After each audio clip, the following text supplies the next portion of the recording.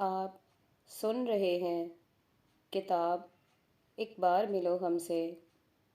Sub heading روشن رہیں گھر کے چراغ۔ بس نصیر، میں جا ہی نہیں سکی، میری طبیعت بہت خراب ہے۔ تمکین آپا نے ہلکا سا کھانس کر کہا۔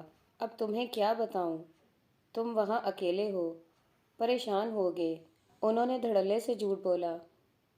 بیچ میں اماں بھی ٹوکے دینے سے باز نہ آ رہی تھی۔ اب یہی دیکھو، چچی جان سے یہ نہ ہو سکا، میری طبیعت پوچھنے آ جاتی۔ چلو مجھے نہ پوچھیں، ہیرا کے لیے ہی آ جاتی۔ تمکین آپا کی آواز خام خواہ ہی بھر آ گئی۔ نصیر بھائی یقیناً دوسری طرف سے انہیں دلاسا دے رہے تھے اور وہ سسکیاں بھر رہی تھیں۔ تب اماں نے تمکین آپا کے ہاتھ سے ریسیور لے لیا اور بولیں، چھوڑو بیٹا، تم پریشان نہ ہو، اکیلے ہو وہاں، اور تمکین کی تم فکر نہ کرو، ہم ہیں نا۔ ارے بیٹا، احسان کیسا، یہ بتاؤ کب آؤ گے؟ اماں دلار سے کہہ رہی تھیں، اور تمکین آپا اپنے مگرمچھ والے آنسو صاف کرنے کے بعد پھر فون پر بات کرنا چاہ رہی تھیں۔ اے لو میاں، بیوی سے بات کرو۔ اماں نے ریسیور پھر تمکین آپا کو پکڑایا اور ساتھ ہی پیٹھ بھی تھپکی، جیسے کہہ رہی ہوں ڈٹی رہو، ہیرا آپ کو بہت یاد کرتی ہے، ہر وقت پپا پپا کی رٹ لگائے رہتی ہے، آپ کی تصویر لیے پھرتی ہے۔ تمکین آپا اب ہیرا کی چھوٹی چھوٹی باتیں بتا رہی تھیں، اور یقیناً ادھر نصیر بھائی خوش ہو رہے تھے۔ شرمین کاپیاں اٹھا کر باہر آنگن میں چلی آئی اور چارپائی پر بیٹھ کر اس نے پھر کاپیاں چیک کرنی چاہییں، مگر اس کا ذہن تو تمکین آپا اور نصیر بھائی میں الجھ کر رہ گیا تھا۔ اسے ہمیشہ دکھ ہوتا تھا اپنی بہن اور ماں کی چال بازیوں پر۔ بیچارے نصیر بھائی یک طرفہ الزام سن کر اب اپنی ماں بہنوں سے جھگڑیں گے۔ توبہ، نصیر بھائی کو تو کوئی سمجھ بوجھ نہیں، شاید دماغ کہیں گروی رکھ دیا ہے۔ شرمین نے کئی بار کی سوچی ہوئی بات پھر سوچ ڈالی۔ اسے پتہ تھا ہمیشہ کی طرح ادھر سے بات پوری ہوتے ہی نصیر بھائی اپنے گھر پر فون کر دیں گے اور پھر کل ہی چچی جان آ موجود ہوں گی، اور پھر دونوں طرف سے دھواں دھار شکوے شکایتیں ہوں گی۔ اماں اچک اچک کر بولیں گی، تمکین آپا بھی روتے ہوئے مظلوم بنیں گی، مگر اس مظلومیت میں بھی وہ ساری بھڑاس ساس نندوں پر نکالیں گی، اور پھر ہمیشہ کی طرح ہار چچی جان کی ہی ہوگی، اور اماں کے آگے ہاتھ جوڑ دیں گی، کہیں گی بس صابرہ بھی، تم جیتی میں ہاری، ارے تم نے بیٹی نہیں بیائی بلکہ میں نے بیٹا رخصت کر کے یہاں بھیجا تھا، میں ہمیشہ بھول جاتی ہوں، آئندہ میں تمہاری دہلیز پر قدم رکھوں تو میرے پاؤں جل جائیں، ہم بھی تمہیں بلانے نہیں جاتے۔ اماں تو بد لحاظی کی انتہا کر دیتی اور پھر چچی جان روتی ہوئی چلی جاتی۔ اماں کے لبوں پر بڑی خوبصورت مسکراہٹ کھیلنے لگتی۔ بڑی آئیں مجھ سے لڑنے، ابھی تو میں نے گھر آئی کا لحاظ کر لیا، ورنہ وہ سناتی کہ یاد رکھتی۔ اماں اتنا کچھ کرنے پر بھی حسرت زدہ ہی رہتی تھیں، اور تمکین آپا کہتیں، اماں اگر انہوں نے نصیر کو کہا تو؟ ارے کہنے دو، میں سنبھال لوں گی، تم کہنا وہی لڑنے آئی تھی، اور بھئی ہم تو ان کے گھر نہیں گئے، تم دب کر نہ رہو ورنہ یہ تمہیں کھا جائیں گے۔ اماں اور شہ دیتی اور تمکین آپا سر ہلا کر رہ جاتی۔ اے فلاسفر صاحبہ، کیا ہو رہا ہے؟ ارے آپ توقیر بھائی، ارے آپ توقیر بھائی کیسے ہیں؟ شرمین ایک دم ہی چارپائی پر اٹھ کر بیٹھ گئی۔ میں تو بالکل ٹھیک ہوں، تم سناؤ؟ وہ کرسی گھسیٹ کر وہیں بیٹھ گئے۔ میں کاپیاں چیک کر رہی تھی۔ لیٹ کر؟ توقیر احمد کے لبوں پر معنی خیز مسکراہٹ تھی۔ نہیں، بس ذرا تھک گئی تھی تو کمر سیدھی کرنے لگی۔ اب کب تک کمر سیدھی کرو گی؟ اماں کی تیز آواز پر شرمین نے پلٹ کر دیکھا۔ السلام علیکم تائی جان۔ توقیر اماں کو دیکھ کر اٹھ کھڑے ہوئے۔ وعلیکم السلام، اماں نے لٹھ مارنے کے انداز میں کہا اور شرمین سے مخاطب ہوئیں۔ اٹھو چاول پکا لو رات کے لیے، دوپہر کا قیمہ کریلے اور دال پڑی ہے، آٹا بھی گوندھ لینا۔ اماں نے کہا تو وہ تنک کر بولی، مجھے کاپیاں چیک کرنی ہیں، آپا سے کہیں، میرے پاس وقت نہیں۔ اے لو، ارے غیروں سے بات کرنے کا وقت ہے، ذرا کچن میں جاتے موت آتی ہے، اماں نے کہا تو شرمین کو لگا جیسے ڈھیروں پانی اس پر پڑ گیا ہو۔ توقیر سنی انسنی کر کے مٹھو کے پنجرے کے پاس کھڑے اس سے باتیں کر رہے تھے۔ تب بھی ابا میاں بھی مغرب کی نماز پڑھ کر آ گئے۔ ارے توقیر میاں، کیسے ہو؟ کب آئے؟ ابھی آیا ہوں، سوچا ہیرا کو دیکھتا جاؤں۔ اماں بھی کہہ رہی تھی کہ پوچھتے آنا۔ کیا ہوا ہیرا کو؟ ابا میاں حیران تھے۔ بخار ہو گیا تھا، اماں نے بتایا، اور پھر توقیر سے مخاطب ہوئیں۔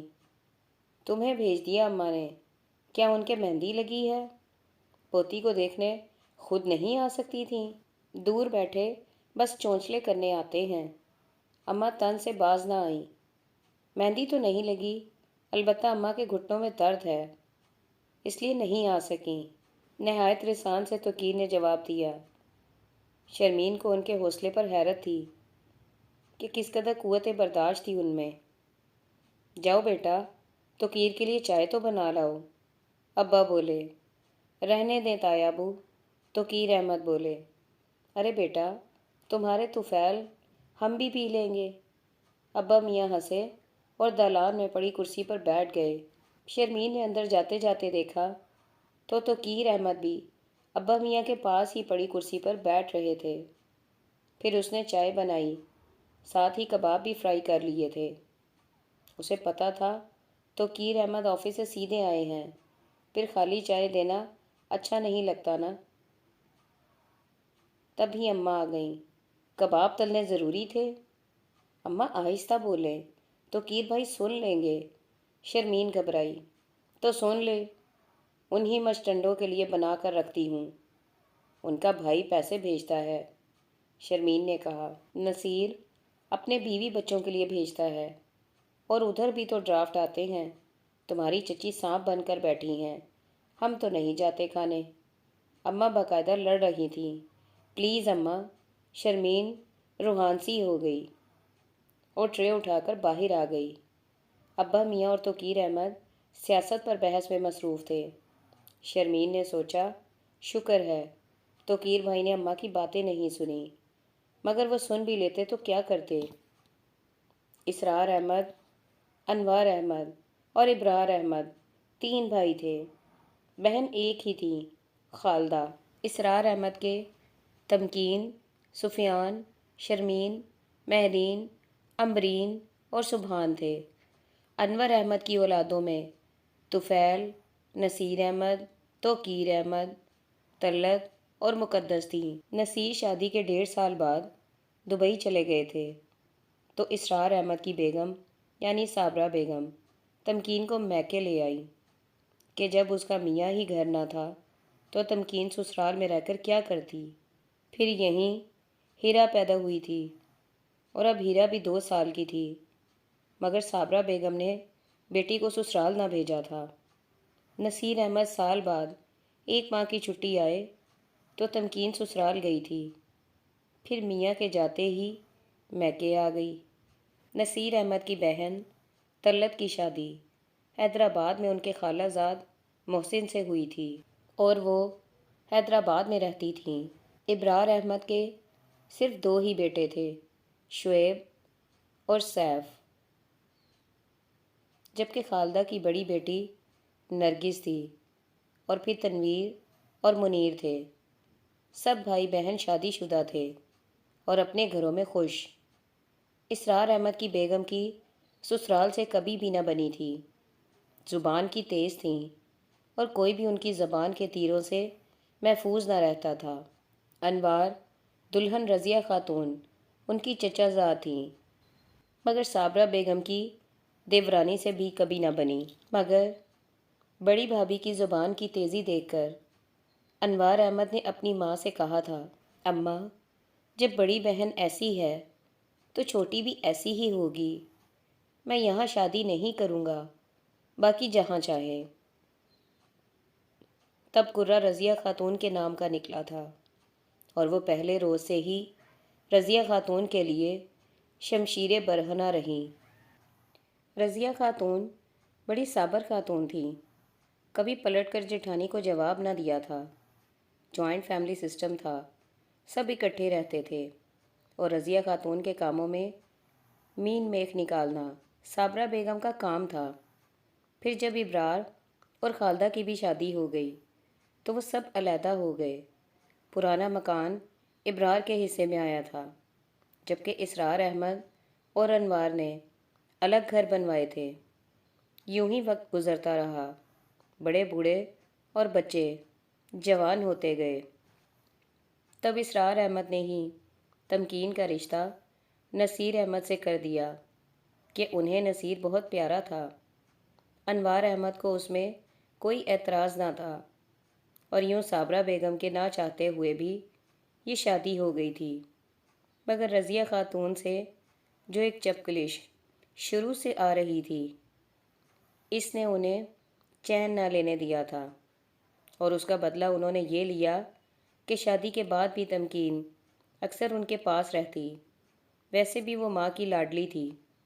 اسرار احمد کے کہنے کے باوجود بھی وہ بیٹی کو سسرال نہ بھیجتی تھی۔ اسرار احمد چپ کر جاتے کہ وہ بہت کم گو اور صلح جو سے اسرار احمد چپ کر جاتے کہ وہ بہت کم گو اور صلح جو سے بندے تھے۔ انہیں لڑائی جھگڑے سے خوف آتا تھا، جبکہ صابرہ بیگم کا تو ترہ امتیاز ہی لڑنا تھا۔ خاندان میں ان کی کسی سے بنی ہوئی نہ تھی۔ رضیہ خاتون سمجھتی تھی سمدن بن کر وہ ٹھیک ہو جائیں گی، مگر کبھی عادتیں بھی بدلی ہیں جو ان کی عادتیں بدلتی، نصیر احمد کو الگ بہکاتی، اور وہ ایسے کانوں کے کچے کہ ساس کی بات کا اعتبار کر کے ماں سے جھگڑ بیٹھتے۔ اور نصیر کے جانے کے بعد سے رضیہ خاتون کئی مرتبہ بے عزتی کروا چکی تھیں۔ اپنے بیٹے کے دکھ نے انہیں ہائی بلڈ پریشر کا مریض بنا دیا تھا، مگر صابرہ بیگم ان کو تکلیف میں دیکھ کر خوش ہوتی تھیں۔ اف توبہ! گرمی کے مارے بری حالت تھی، لگتا تھا آسمان آگ اگل رہا ہو۔ لو کے تھپیڑے چہرے کو جھلسا رہے تھے۔ وہ بس سٹاپ پر ایک طرف کھڑی اپنے روٹ کی بس کا انتظار کر رہی تھی۔ اسکول کی اور لڑکیاں بھی موجود تھیں۔ اتنی گرمی میں تو چھٹیاں دے دینی چاہیے، کیوں مس شرمین؟ مسز وقار نے اسے مخاطب کیا۔ ہاں میڈم، اتنی گرمی میں تو بندہ نیم جاں ہو جاتا ہے۔ ہاں، گھر جاؤ تو پھر جت جاؤ۔ ساس نندے تو سمجھتی ہیں ہم اسکول پڑھانے نہیں، تفریح کے لیے جاتے ہیں۔ کاش مجھے تو کوئی کہے میں آج نوکری چھوڑ دوں۔ مسز عابد نے ماتھے سے پسینہ پونچھتے ہوئے کہا، میری ساس بھی صرف ہانڈی پکا لیتی ہیں، اور روٹیاں مجھے جا کر پکانی ہوتی ہیں۔ سچ، دوپہر کو تو کچن میں جانا یوں لگتا ہے جیسے تنور میں جا پڑے ہوں۔ مسز وقار کو پھپولے پھوڑنے کا موقع ملا تو تنور سے روٹیاں لگوا لیا کریں۔ مسز حمید نے مشورہ دیا، ہماری ساس کا ہارٹ فیل نہ ہو جائے۔ آخر بہو کس لیے ہوتی ہے؟ مسز عابد جل کر بولیں۔ تب ہی مسز وقار کے روٹ کی بس آ گئی، اور وہ فوراً بس کی طرف لپکی تھیں۔ تم اچھی ہو شرمین، ان جھنجھٹوں سے تو جان بچی ہوئی ہے۔ مسز عابد کا رخ اب اس کی طرف ہو گیا۔ ہاں بھائی، فی الحال اس معاملے میں خوش قسمت ہوں۔ آپا اور اماں دوپہر کا کھانا تو تیار رکھتی ہیں۔ اور ابھی وہ کچھ اور کہتی کہ ایک موٹر سائیکل اس کے پاس آ کر رکی۔ ارے توقیر بھائی، وہ خوشی سے بولی۔ ہاں میں گھر جا رہا ہوں، چلتی ہو؟ نیکی اور پوچھ پوچھ، شرمین نے کہا، اور پھر مسز عابد سے بولی، یہ میرے چچا زاد بھائی ہیں اور تمکین آپا کے دیور۔ اچھا اچھا، جاؤ تم، دھوپ سے تو جان چھوٹی، مسز عابد نے نہایت محبت سے کہا۔ شرمین نہایت سمٹ سمٹا کر توقیر احمد کے پیچھے بیٹھ گئی۔ مجھے تم سے ایک بات کرنی ہے۔ تھوڑا آگے جا کر توقیر احمد نے بائک کی رفتار کم کر لی۔ مجھ سے؟ شرمین حیران تھی۔ ہاں، وہ بولے۔ تو گھر چل کر کریں؟ شرمین نے کہا۔ گھر میں تو تمہاری اماں اور تمکین بھابھی ہوں گی، اور وہ کب تمہیں میرے پاس بیٹھنے دیں گی؟ پھر؟ شرمین کی سمجھ میں کچھ نہ آیا۔ یہیں کولڈ سپورٹ سے جوس پیتے ہیں، پھر جو مجھے کہنا ہے وہ کہہ دوں گا۔ ٹھیک ہے، انہوں نے کہا۔ ہاں ٹھیک ہے، شرمین نے سر ہلا دیا۔ اور پھر توقیر کون سا غیر تھا جو اسے ڈر لگتا۔ بلوچ آئس کریم پر اس نے بائک روکی اور وہ اندر آ گئے۔ میں تو فالودہ کھاؤں گی۔ چلو جو دل چاہے۔ توقیر احمد مسکرائے، پھر آرڈر دینے کے بعد کہنے لگے، آج بہت گرمی ہے۔ جی ہاں، آپ کو کیا بات کرنی ہے؟ پلیز توقیر بھائی، آپ تمکین آپا کے بارے میں کوئی بات نہ کریں۔ وہ مکمل طور پر اماں کے قبضے میں ہے، ان پر کسی کی بات کا کوئی اثر نہیں ہوتا۔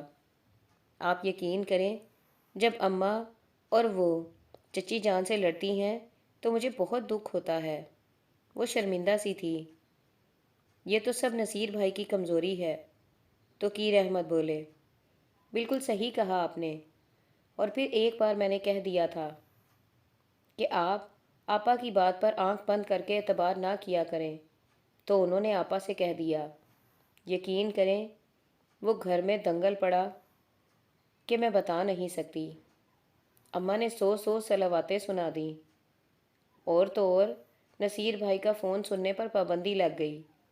پھر مجھے بھی شوق نہیں ہے۔ اب دیکھیں نا، ذرا سی بات دل میں نہیں رکھ سکتے تھے۔ اس کے خلوص اور سادگی پر توقیر احمد مسکرا دیے، اور وہ کہہ رہی تھی، آپ نصیر بھائی کو سمجھائیں، انہیں سمجھانے کا کوئی فائدہ نہیں۔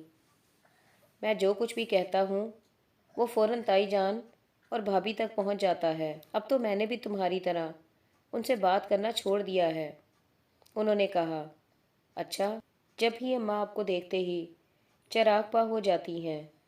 شرمین کو اماں کا اکھڑا اکھڑا انداز سمجھ میں آ گیا۔ اب کھاؤ، تمہارا فالودہ گرم ہو جائے گا، توقیر احمد نے کہا، تو اس نے گلاس اپنی طرف بڑھا لیا۔ ویسے اب تمہارا کیا ارادہ ہے؟ انہوں نے پوچھا۔ ایم اے کے فارم جمع کروا دیے ہیں۔ بی ایڈ تو کر لیا ہے نا؟ وہ بولے۔ جی ہاں، اب تو میں سیکنڈری اسکول میں آ گئی ہوں، وہ خوشی خوشی بتا رہی تھی۔